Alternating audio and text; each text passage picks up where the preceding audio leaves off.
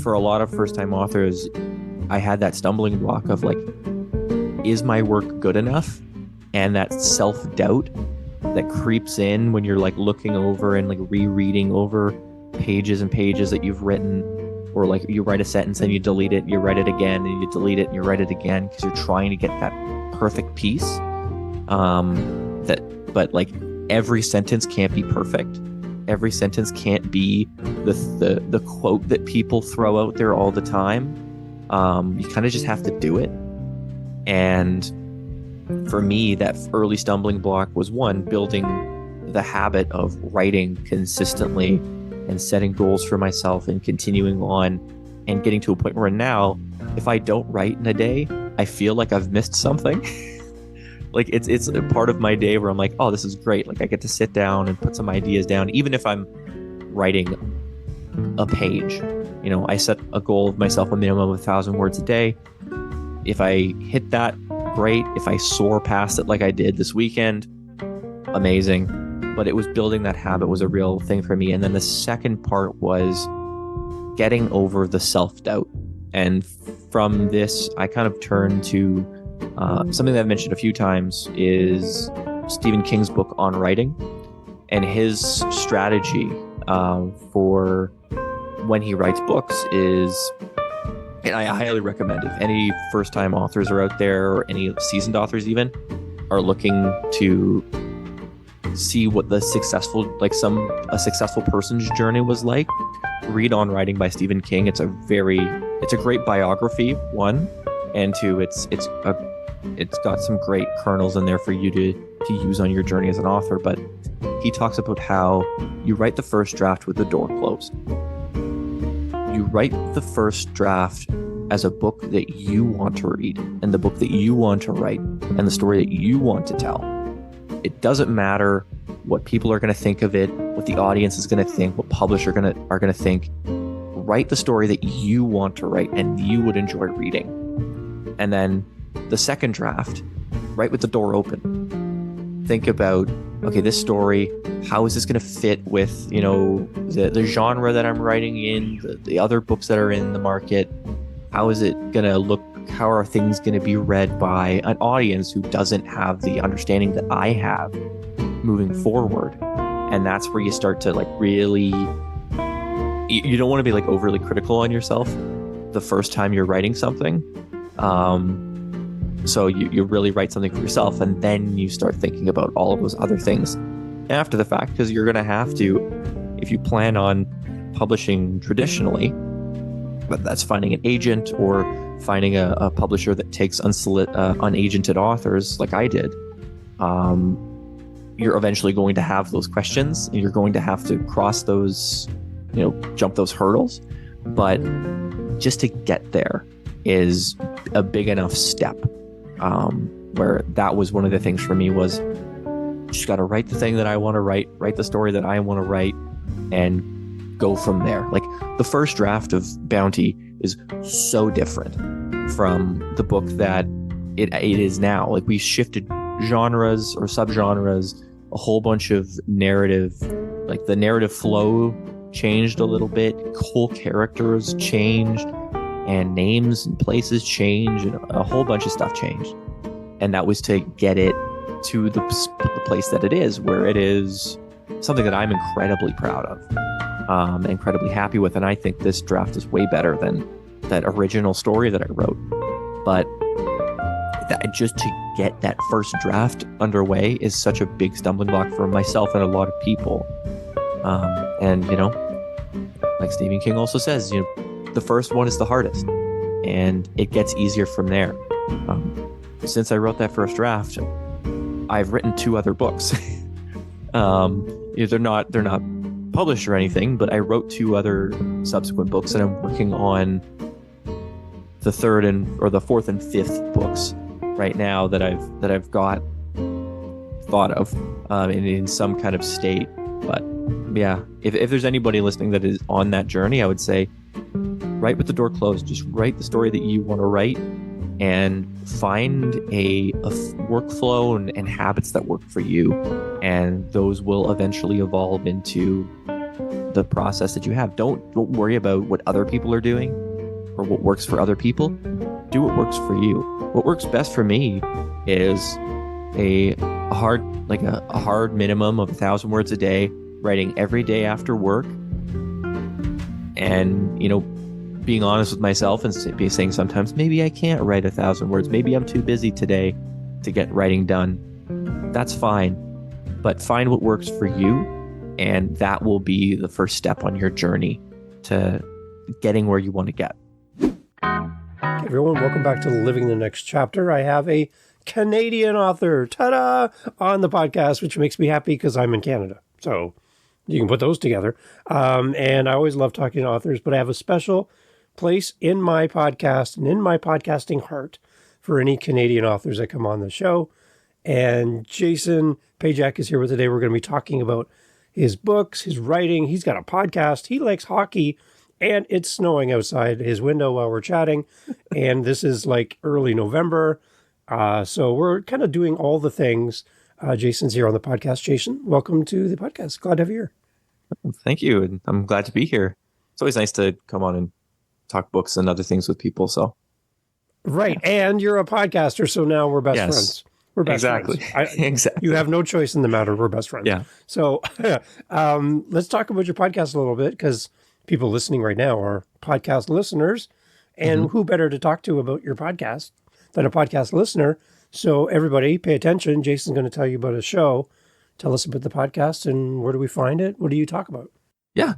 So it's called The Hockey Show. And if you're local here in Manitoba, you can listen to it live on the radio every Thursday, 5:30 to 6:30 on 101.5 UMFM. But if you're outside of the market, you can obviously listen to it as a podcast. And it is basically available through the Hockey Blog in Canada, which my co-host Teebs runs, and also the UMFM website. And kind of right as it says on the tin, it is a show all about hockey. But we tend to focus on, obviously the big news of the day in terms of the sport. But we're not the type of podcast or hockey podcast that gets bogged down in just talking about one team or just talking about the NHL. Yeah. We talk a lot about international hockey, all the minor leagues. We have a particular soft spot for women's hockey because Teebs and I met while he was the color commentator for the Manitoba Bison's women's hockey team. Nice. And I was covering the team as a reporter. We got to go off to a national championship together, and actually we went to 2 nationals together, and became good friends through that. And I was a recurring guest on the show. And then a spot opened up for a co-host, and he asked me, last year, hey, do you want to come on and make this a regular thing? And I was like, sure. But yeah, it's an hour-long podcast. Every Thursday, we record it live on air, and it goes out right after. So people can tune in and listen to us rant about refereeing and the stupidity of sports sometimes, and some of the nice stories. And we tend to have really great guests on all the time. So yeah, it's a great show, and it's been a great experience to be a part of it. Amazing. I grew up in Barrie, Ontario, just north of Toronto, and one of my classmates, a friend of mine in grade 7 and grade 8, I used to go at recess and stuff or lunch breaks, go across the street to his house. He'd make me a cheese sandwich or something, and then we would play pool and then go back to school again. And every recess, though, we'd do ball hockey outside on the school grounds. He always played net. His name is Peter. Great guy. I love playing with him. He's super talented, even at that young age. And then one day I'm in college. I'm at my home, and I flick on the TV to watch some hockey. Here's Wayne Gretzky. He's going in for a penalty shot. And who's in net for the Maple Leafs? My friend, the guy who made me cheese sandwiches, Peter Ing, is in net. And I'm like, what the heck? I didn't even know he was playing for the team. Yeah. And not only did he stand up against Wayne Gretzky, he shut him down on a penalty shot. And I'm like, what? I'm freaking out. That's my buddy. He said, makes a great cheese sandwich. So anyway, I love how hockey brings us together. And for our U.S. listeners, we're talking about ice hockey, because you always like to put the word ice there. for Mhm. some reason that's relevant. But we call it just hockey. So, Yeah. And it's so there such you a go. Canadian thing, right? Like almost everybody knows like somebody they went to high school with or elementary school with that like made the NHL just because of like our population and what we're good at. Like I went to school with Dylan McElrath, who was drafted in the top 10 of the NHL draft by the New York Rangers. And he went off and he's had his NHL career wasn't very long, but he's had a pretty great minor league career. He won a Calder Cup with the Grand Rapids Griffins and had a great career. And like I've got friends that I played hockey with, and they're like, I have played with a lot of guys that are from like rural Manitoba, and a lot of them are like, oh yeah, I know this guy and that guy, and like this guy that played for the Wheat Kings, and this guy that went off to like this program or this school, and I played beer league for a while, and one of our recurring subs was a guy that played for St. Cloud in the NCAA. We were like this low division beer league team full of like half of the guys had never played hockey before, and then we've got this NCAA like Division 1 hockey player that just comes Yeah. out every once in a while, Yeah. basically to play shinny with us. So That's nice. Yeah. Can you play down to our level, please? yeah, Can you just, exactly. please don't skate so fast. Crank it down a little bit. I love it. So what brings you joy as a podcaster then? Just getting on the mic and doing the talking and doing that kind of stuff? Yeah, it's that's kind of the experience for me, right? Like it's something that is I've always had as a kid. Like I grew up very introverted, but I always had a knack for obviously storytelling and entertaining. Um, and it was something like I took. A weird thing about me is I took was in public speaking classes when I was 5 years old. My mom was like, "You're going to need to learn how to public speak," so she threw me into this public speaking class, and I learned how to give speeches and host things, and we had like newscasters come into this like little dingy classroom in suburban Winnipeg and like talk to us about stuff. But it's always been a part of me to get out there and talk and entertain and inform. And before joining the hockey show, I had my own podcast that I ran for a number of years called Let's Talk About. And that grew out of me being, having a master's degree in sociology and being very, globally minded and thinking about the topics of the day. So it was this current affairs podcast where I kind of cut through all of the noise of the issues of the day and got down to the heart of like, these are the facts of what's going on. This is what you need to know to be an informed, consumer of media moving forward on this particular topic. And it was a lot of fun. It was part of that like education, entertainment piece. I taught in university for a little while I was getting my master's degree. So it was always like something where I really loved getting out there and talking about things that matter to me. Even though some of my hot takes are objectively terrible, like I've got some thoughts on hockey that people probably think are ridiculous, but it's just the way it is. But yeah, podcasting has always been something that I was like super big on even before I did it. And now that I'm doing it like not as a job, obviously, but as like a hobby, it's tons of fun. Excellent. Now you're guesting on podcasts to talk about your writing career, your journey, and your book. How has it been for you as a guest on podcasts? Now you're in the passenger seat. How's that experience been for you? Oh, it's been a great experience. Honestly, like I mean, being behind like on one side of the table, going from journalism where I was interviewing people and to podcasting where I was interviewing people. I knew the interviewer side, so I can put myself in their shoes and be like, okay, they're probably feeling just as stressed as I am, Yeah. sitting here talking about this. So it's been a great experience. Honestly, I have talked with a lot of great people so far. I've been on the Sean Geek and Fast Fret podcast. We did like a almost 2 hour conversation about the book and a whole bunch of other topics, like just like nerd culture in general. Obviously, I've done some stuff on UMFM with the Turning Page or Turning the Page podcast. and then I've had a few interviews with the Winnipeg Free Press here in the city. They sent a reporter out to cover the book launch a month ago. Wow. It was. I was very surprised. Yeah. That's the newspaper of record here in Winnipeg, and Yeah.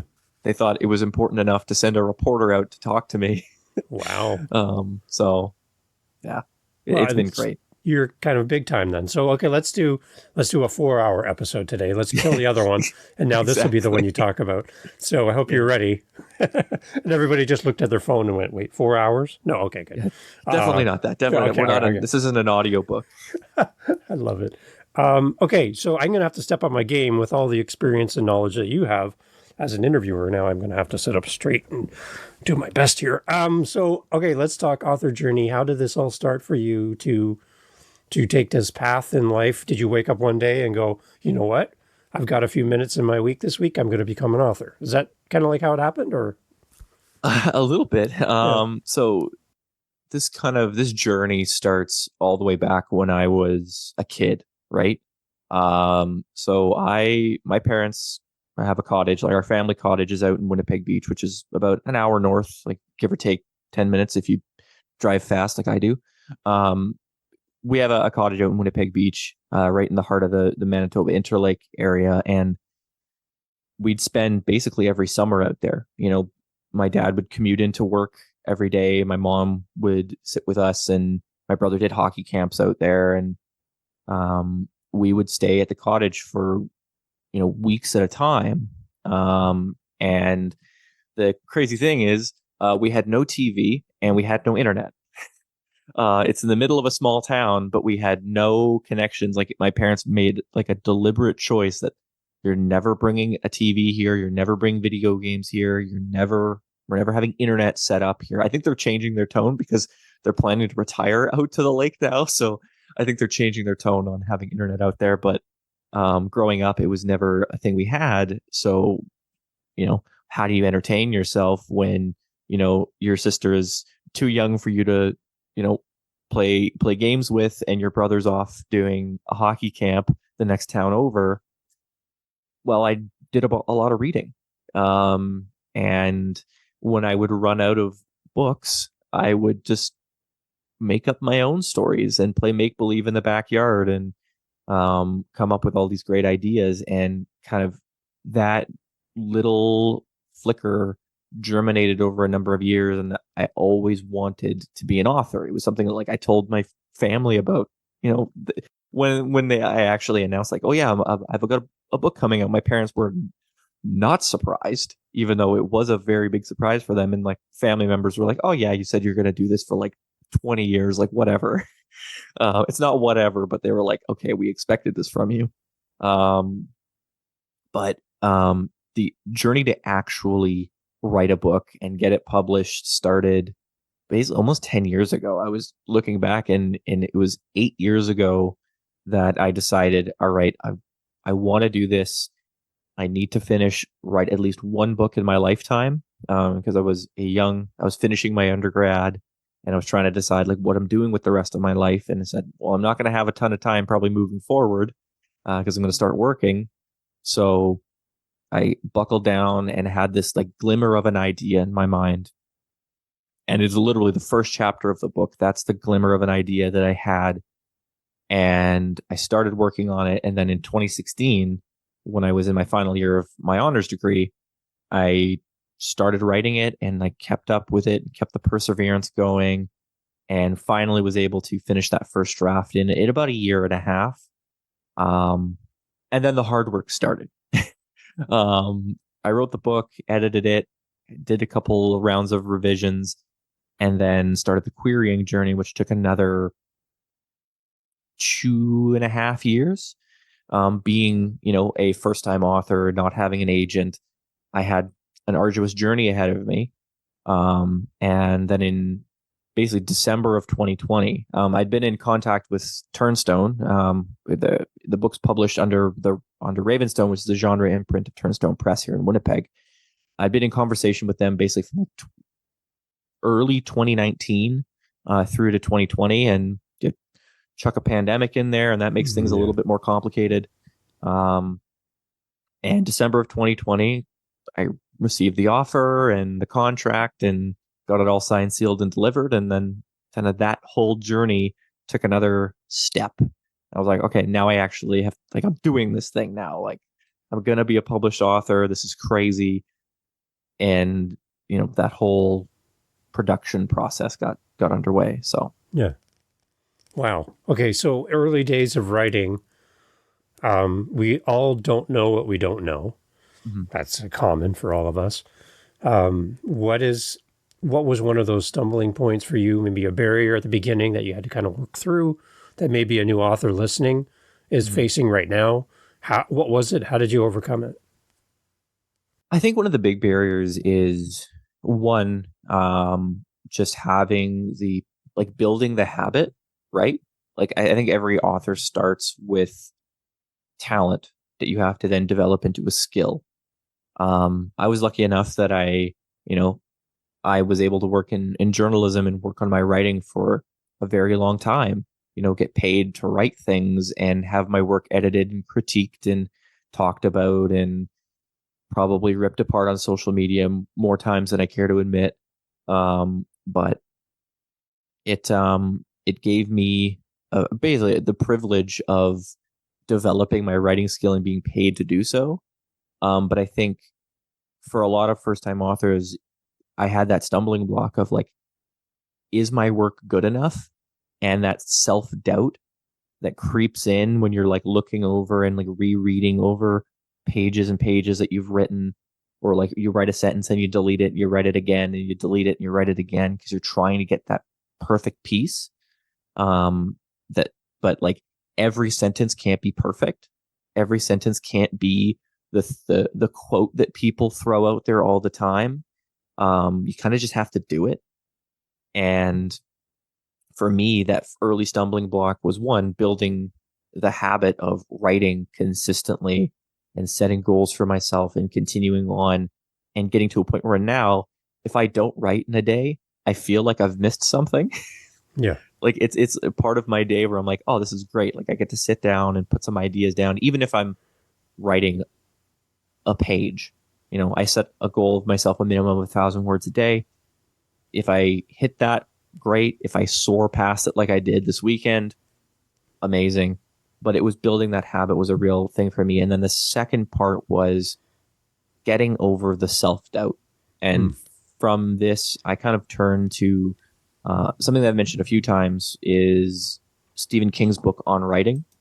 Okay. And his strategy for when he writes books is, and I highly recommend if any first time authors are out there or any seasoned authors even are looking to see what the successful, like a successful person's journey was like, read On Writing by Stephen King. It's a great biography, one, and two, it's got some great kernels in there for you to use on your journey as an author. But he talks about how you write the first draft with the door closed.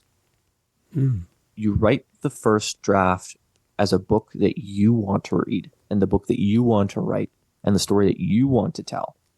It doesn't matter what people are going to think of it, what the audience is going to think, what publishers are going to think.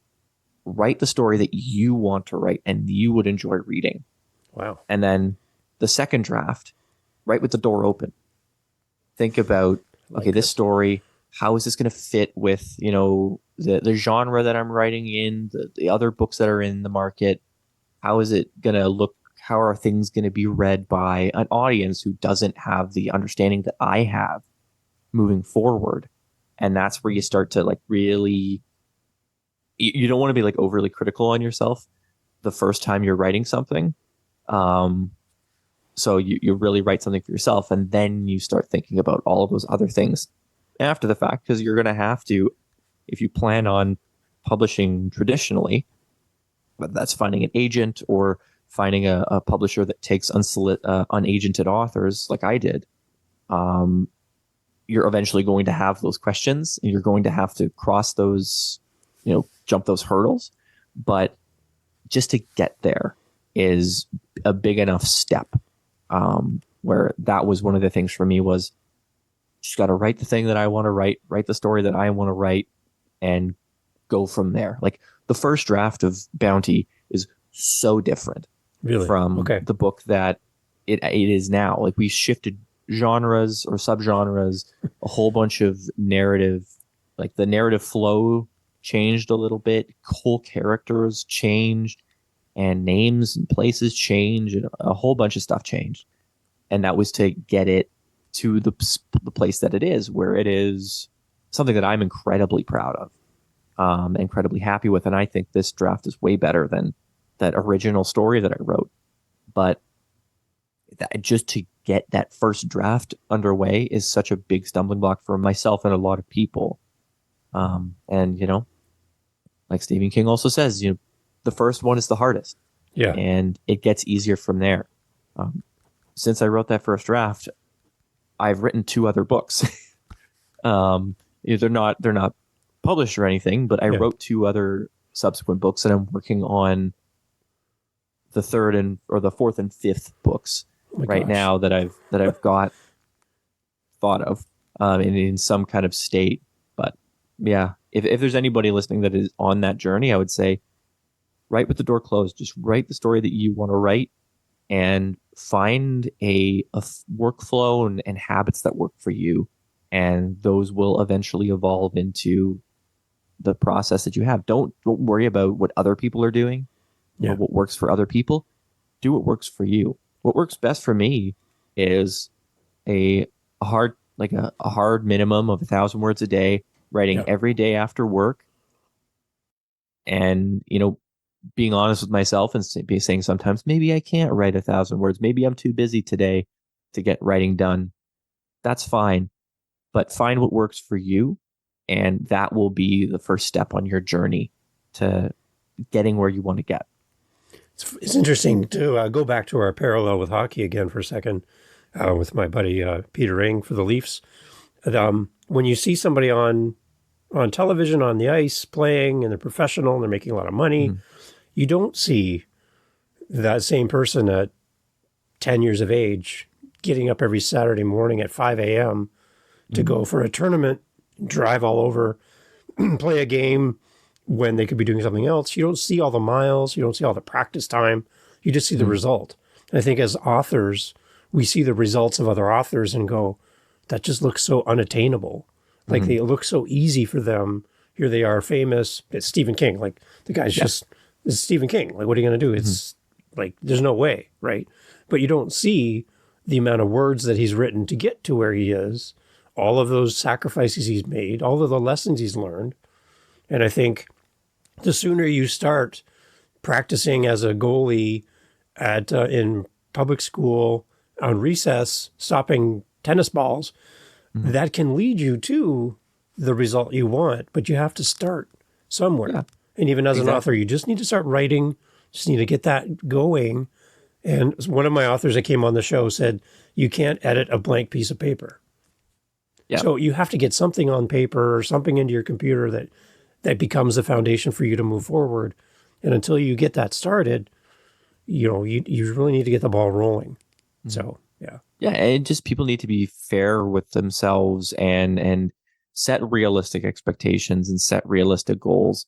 Like, you can't just jump in and expect yourself to knock it out of the park the first time around. You're going to read through that first draft and you're going to hate things about it. There are going to be sections of that book that you're going to, dread having to go back and edit because you weren't happy with it the first time. There were full things, and like at a certain point you're going to have to kill your darlings, right? Like I had to remove full chapters that I adored in Bounty that, I obviously saved them and I'm going to use them in the future, but it was hard to make those decisions and say, okay, this doesn't fit the flow of the story. It's a cool scene, but it doesn't really fit what I'm doing, and it doesn't really serve a purpose for the narrative, or bogs it down, or it does something that doesn't help in service the story. So there are going to be difficult points, and you don't want to get disheartened. You just got to say, it's part of my journey. It's part of the process, and I'm going to get there eventually. Yeah. Okay, so we've talked to authors that are listening, and I really appreciate your thoughts. The whole idea of the door open and door closed, that's going to stick with me for sure. Let's talk to the readers now. Let's talk about Bounty. Let's talk about what the story's about, Mhm. and give us some background around the story that we're going to be reading and getting into. No spoilers, obviously, because we Yeah. want to buy the book. But give us an idea about the story of the book, the release date, all of that information. Yeah. So Bounty is a climate fiction and cyberpunk thriller set in 2120s Winnipeg. And it follows a character named Nikos Wolf, who is a bounty hunter working for the Ecoterror Task Force in Winnipeg. And his job is effectively to be a climate cop. He Mm, serves these bounties and brings people in who have committed eco-terror crimes. And the definition of eco-terror is pretty broad in 2120s, but he eventually stumbles upon a series of jobs that go sideways, and they're all connected to some new player in the eco-terror space in Winnipeg. And he has to go on this journey to find out who these people are, what they want, what they're trying to do, and how he can try and stop them.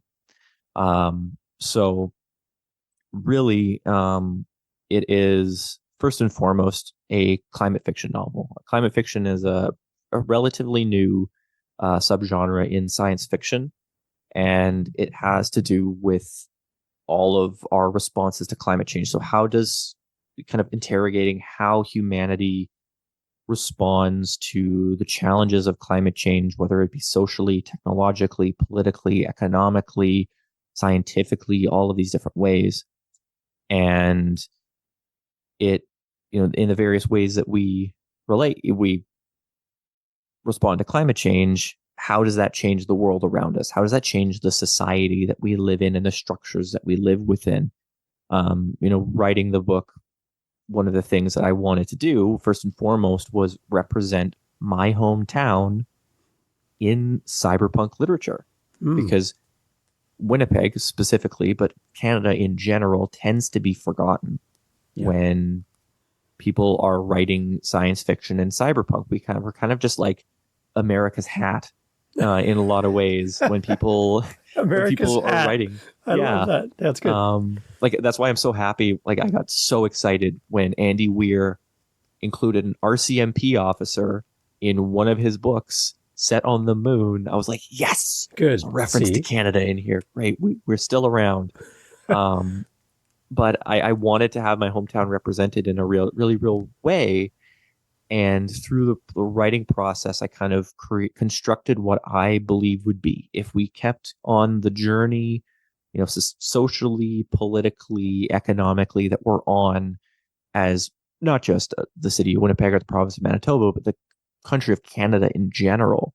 Where are we going to reach 100 years in the future? And I came up with this world where, in a very, you know, Winnipeg pride kind of way, Winnipeg is now the center of the economic country, or the center of the economic world. You're physically in the center of the country, but also the center socially, politically, economically, all of those pieces. And it is a city that did not grow vertically; it grew horizontally, and not up but down. So the whole idea of, in climate fiction, obviously we're looking at different responses to climate change. And one of those that kind of came up as part of the journey was, as we're moving forward, population density and housing density is incredibly important to preserving land that can be used to have greenery that can capture carbon and preserve the kind of the natural world. So people aren't in these sprawling neighborhoods and suburbs out, reaching past the perimeter of Winnipeg. People are building down further into the earth and taking up more space vertically rather than horizontally. Um, so it's a very unique world where it is this kind of neon drenched cyberpunk world, but it is for the most part subterranean. You're in this, like, it's in the book, it's referenced as a box they call a city. because you're in this really contained space with multiple levels that you kind of traverse throughout the book. And you get to meet a whole bunch of cast of characters that have different journeys that their lives have been impacted, a lot of them by climate change and the responses to climate change. There are people that are climate refugees. There are people that, they're from countries that do not exist anymore. They're from people who were displaced due to natural disasters or desertification, or, just kind of the changing climate in general.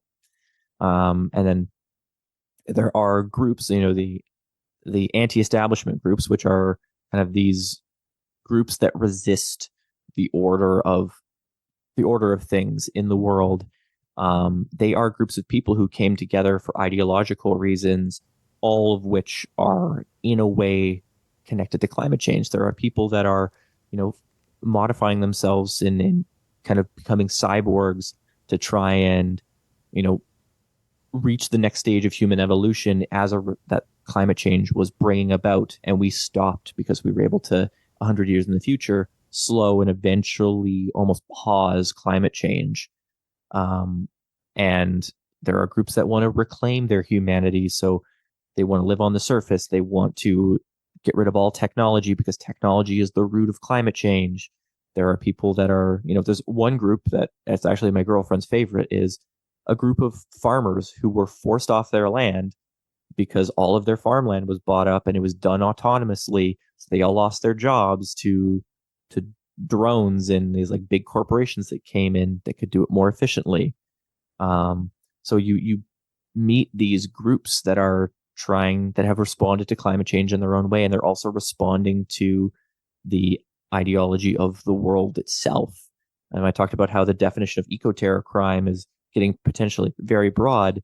There are things that are considered eco-terror in this world that are so like far and away from anything to do with harming the environment or anything. It's basically, oh, you are impacting the companies that own these things that keep climate change at bay.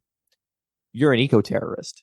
Oh, you threw a brick at a window of this company that, basically has all these agriculture drones. You're an eco-terrorist now, and they're going to send people with guns after you. So it's this kind of very strange world of a not so great climate change future. It's interesting. I see a parallel from the world around your novel Bounty and your cottage growing up, where there's no Wi-Fi, there's no any of that stuff. And maybe it seems kind of like a little callback to a simpler time when we didn't have to worry about all that. Is there a little bit of that in there?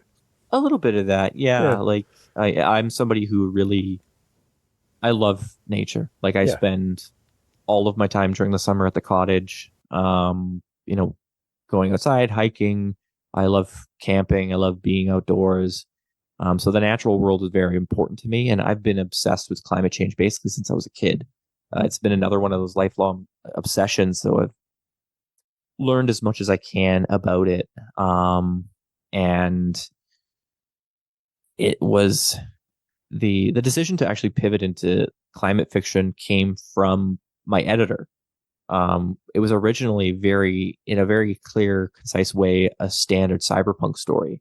And she looked at it and she's like, there are some elements here where we could just like hard pivot into climate fiction and really start drawing out some of these pieces and making changes to suit, a view of climate change in that way. And I was totally game, because like it's super important to me. It's super important for me to, relay that message. And yeah, it is a bit of a callback to a simpler time, thinking about there's actually there is a cottage in the story. See, there you go. It is in the same way. No internet. Wow. It's got solar panels, and it's off in the middle of the woods that nobody can easily get to, and it's just off in the natural world. So yeah, it's like I'm reading your mind. That's freaky. That was freaky. Exactly. Well, like, yeah, I've got a couple friends that they're also authors, and they're currently reading it, and they're basically they're reading 100 pages at a time and offering me their thoughts on like the previous 100 pages they've read. And that was something that they said. They're like, it just feels like it's you telling me a story, because it's like there are so many elements to this that are from, the stories that you enjoy, or the way that you tell stories, or things that are important to you and your worldview. Like, obviously, I mentioned that, I have a master's degree in sociology. I was an academic for a while, and the whole construction of the world, I wanted to do it in as realistic a way as possible. Like, how are these structures in the society going to evolve based on the economic and political realities that climate change is going to put us under? What do I Yeah. think is going to be the most realistic response that the Canadian government is going to have Mm. to climate change, or the responses that we already are having? Hmm. How is that going to move into the future? So yeah, there's a lot of me in this book, I like to it. be perfectly honest, and it's all wrapped up in this like very. One of the reviewers talked about how it's like the Rock'em Sock'em MCU kind of action sequences, and that's totally perfect for me, because that's I wanted it to be fun. It has all of these kind of more high-minded ideas in it, because what science fiction story doesn't have some kind of commentary on the state of society today, right? But it's all wrapped in this very entertaining thriller with action sequences and funny quips and fun characters and this whole mystery.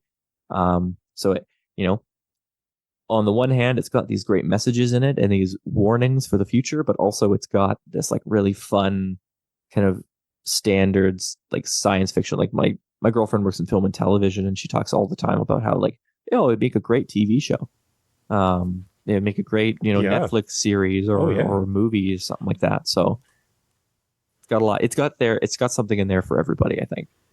For our American listeners as well, I know I want to include you, and we're talking, remember at the beginning, ice hockey versus just hockey. In Canada, we're really right now at a crossroads with our parliament and our political parties and the whole idea around climate change. When I watch it, it just feels like people throwing dirt at each other in our parliament and stuff. And I, Mm-hmm.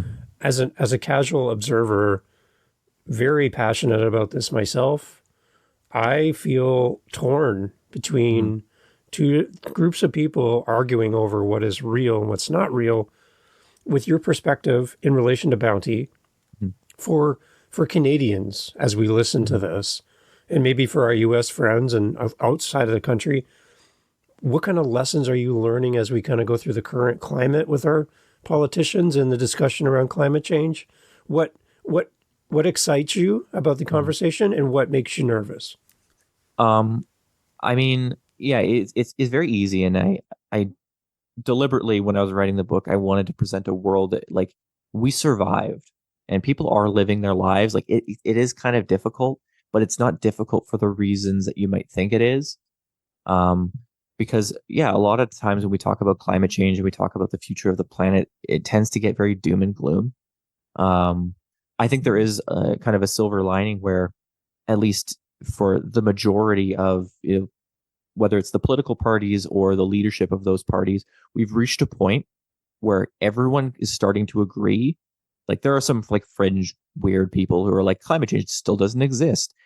And you kind of think, like, why are you in a position of power if you can't agree with science? But, you know, we're kind of moving past the point where there are hard line, like, climate change doesn't exist, climate denialism. Yeah. We're just moving into an era where we're debating what is the best response that we can have that balances all the different needs, right? Like, Premier Wab Kinew from here in Manitoba, Yeah. NDP Premier, he is fully pressing forward with providing carbon tax relief for natural gas. Here in Manitoba, about 98% of our power comes from renewable resources because we invested in hydroelectric a century ago. Um, and you know, but there are real implications for some of these responses to climate change. Yes, there are prices that have to be paid. You have to consider, the working class person. We can't go towards the future and make all these changes and make all these proclamations and sacrifice half of our population because they don't have the money to be able to keep up with the Joneses in terms of, you know, what they can do. Here in Manitoba and basically all over the prairies, we have this problem where we can't really own electric cars because with the distances that a lot of us have to travel, Yeah. and with just the temperature outside, Hmm. electric vehicles don't really work for us in like the long term.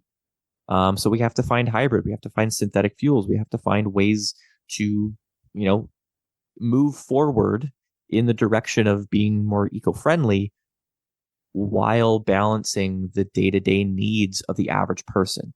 And in the research for the book, what I found was there are real tangible changes that we can make and ways to reduce our carbon footprint, ways to reduce our reliance on fossil fuels and natural gas, and be more eco-friendly, that are very small, and that I can see the average person can actually start making a dent, because right now the average person really can't make a dent when the vast majority of emissions come from power generation, manufacturing, and shipping.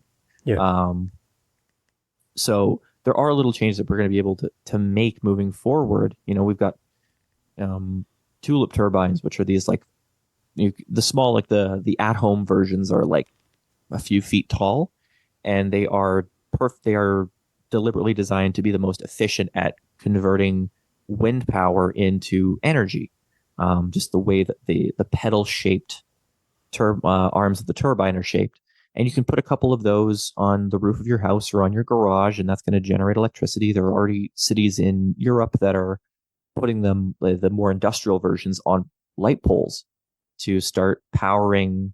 They can power the street lights on a street just independently of the power grid of the city. We've got carbon capture technology, like from Climeworks. They have these like kind of air conditioner sized cells that intake air and have a filter that catches the carbon, and the air, the non-carbon air, passes out the other side, and you remove the filter and put in a new one every one time you need it. And injecting carbon into the ground, which is a main piece of science that goes into bounty and the construction of the world. Is taking carbon from the atmosphere and from the water and injecting it into the ground to make stronger building materials, essentially. But and then we've got things like photovoltaic glass, which is making window panes like the one behind me out of a similar material to solar panels, which can reduce the UV radiation that comes into buildings by capturing it in the glass and converting that into energy. Basically having your window be a solar panel that you can still see through, but it collects energy. So if you take a bunch of these things together, and I foresee in the next 30 years, it's going to be part of construction bylaws. You have to have certain, turbines or solar panels. You need to have a climate recapture cell somewhere on the property. Going to be using photovoltaic glass. Going to be using phase shifting materials for shingles, which change depending on the air temperature to either allow heat through or to stop heat from coming in. Mm-hmm. There are all these different changes that can be made throughout the path and the journey that look small independently, but when collected together and done at a massive scale, think of all of the high-rise buildings that are in Canada, and imagine how many of them you could put carbon capture cells on the roofs of, and they're just idly removing carbon from the atmosphere. Think about how many turbines you could put up there, and you don't have to see them. They're just there doing their job, and you don't have to look at them. And then, I had a conversation with my dad the other day. He's a blue collar worker, right? Like he drives around in his truck all day, and he wants an electric truck because he cares about the environment. But he's like, it's not going to work for me. The amount that I have to drive to do my job every day, it's not going to work for me. Yeah. I need a vehicle with synthetic fuels.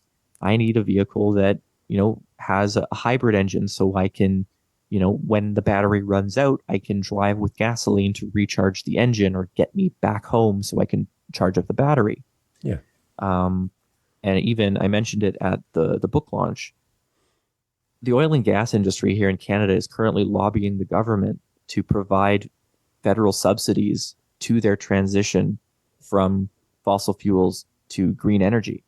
They want the Canadian public to fund their switchover to solar, to hydro, to wind for when the tap runs dry in the oil and gas industry. So changes are happening, and people do see it because there isn't a business reality. Like the oil and gas companies aren't stupid. Yeah. They know that eventually things are going to run out. They know that they need to get in on this market now because it'll pay dividends for them in the future if they get in on the ground floor. So they're making these decisions for business reasons and not quite, I think, all the time social reasons. So there are decisions being made, and we are kind of moving into the future because, like, I'm now of the mind, like when I was younger, I was definitely a little bit more doom and gloom about it. I was like, oh, the world's going to end. Like climate change is going to destroy us all and whatever. There's nothing we can do because people are too greedy. As I've grown older and started working in the corporate world, I'm like, it's not in the corporation's best interest for the world to end. Right. They're probably going to do something, or they're probably going to, like, my dad's his conspiracy theory is that, like, the oil and gas companies, they own the companies that are making synthetic fuels, so they can eventually just like flip it, be like, oh no, the oil is running out. Well, good thing we have all these synthetic fuels for this company that we've owned for 30 years.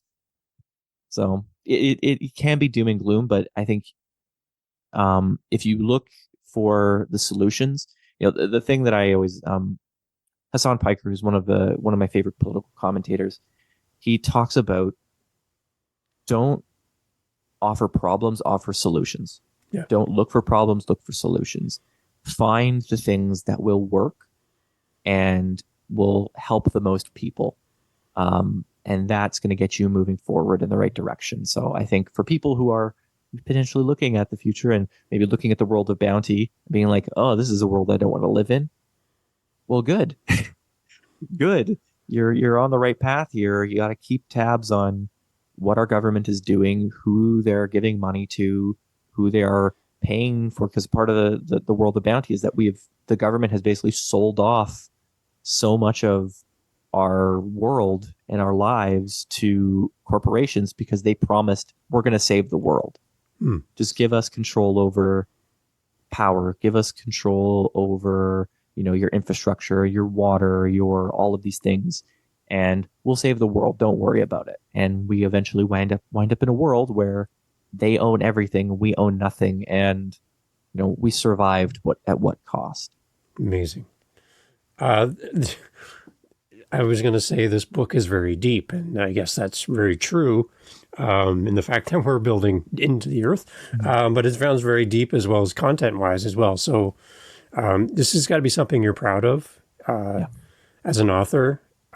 Do the next books that you're working on at different stages, do they leverage bounty, or are they in a totally different direction? What's the idea there? So I've written the second book.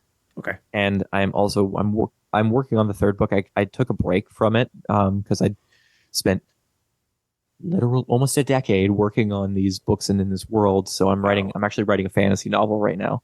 But these three books, they're all going to be kind of in the same universe, and I have plans for prequels and spin-offs and all of those other things, obviously. But Bounty, the first book, deals a lot about the situation in Winnipeg. It touches on a couple other areas. You see, the 2100s Brazil. You see, there's mentions of like Mexico. There's mentions of the U.S. There's mentions of a whole bunch of other countries. But in the second book, you actually get to see that. It's a bit of a road trip, the second book. Nice. Where you get to see, going through a bit of the continental United States, how different states in the Union have responded to climate change as well. And then book 3 also kind of bounces around the globe a little bit more. So just expanding out in that universe and the characters. Nice. Okay, so I have one more question for you at the end, Jason, but before we go there, as far as the availability of the book, where to find it, be in touch with you, where you're most active on socials, what do we do and where do we go? Yeah. Well, I'm most active on Twitter and TikTok. So on Twitter, I tweet like every normal person. And then TikTok, I do 1 minute book reviews. So you can kind of follow along what I'm Nice. reading at any given time. I put out these 1 minute videos. I try and do one a week, but sometimes I read a really long book and it takes a couple weeks. So um, you can follow me there, just at Jason Pchajek, JasonPchajek. It's the same for both. You can find my website, jasonpajackwriting.com. And as for the book, if you're here in Winnipeg, you can pick it up. If you're here in Winnipeg or in Saskatoon, you can pick it up at McNally Robinson. They've been an amazing support. It's an indie Nice. bookstore here, locally in the prairies. But you can also pick it up on Amazon, at Chapters Indigo, Barnes and Noble, basically wherever books are sold. You can either order in a copy or a copy will be there waiting for you. Beautiful. And when you buy, please make sure you leave a great review wherever you purchase. Exactly. And support Goodreads, our local Amazon, everywhere. Yeah, support our local book sellers. We want to keep them in business and keep those doors open. That's really important as authors and readers. We want those stores to exist. Okay, one last question, Jason. You've been gracious with your time. I appreciate this. We're getting to the end of the third period here, and I want to get this in before the buzzer rings. What do you hope people say about your book, about Bounty, when you're not in the room? You can't hear it, but you hope they're going to say it. What is your takeaway you hope readers are going to walk away with about your book? I mean, at the end of the day, I hope they like it. I hope when people, when people are cracking it open or when they lay it down on their side table at the end of the night before they go to sleep, I hope they just say that they're having fun with it. I can talk about all the high-minded ideas and stuff all day. But at its core, it's entertainment. It's supposed to be entertaining. It's supposed to be a fun book to read. And I hope that just people are enjoying it and they like the characters. They're very important to me. Awesome. Okay, everyone, all the information's in the show notes for Jason.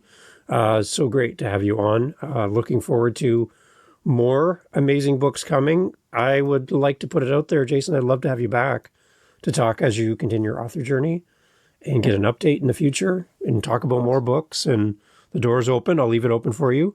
You talked about the writing with the door open and closed. I'm going to keep the door open on the podcast and have you back in the future. Okay. Awesome. Sounds good. Excellent. Everyone, go check out the show notes. All the information there. Please support Jason and an amazing book. And do something for the environment today. Do something small. And if we all do something small, it'll turn into something great. Jason, thank you. Thanks.